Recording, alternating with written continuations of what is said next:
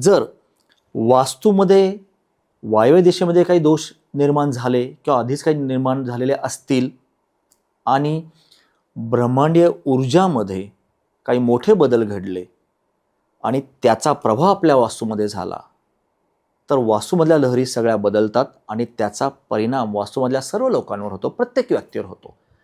आणि जेव्हा ज्या व्यक्तीची साधना कमी असेल, प्राणायाम, मेडिटेशन ह्या गोष्टी जर कमी प्रमाणात असतील, आध्यात्मिक ऊर्जेशी जे कनेक्शन आहे ते कमी असेल, तर वास्तूमधल्या बदल्या लहरींचा खूप जास्त प्रभाव त्या व्यक्तींच्या ऊर्जा लहरीवर होतो.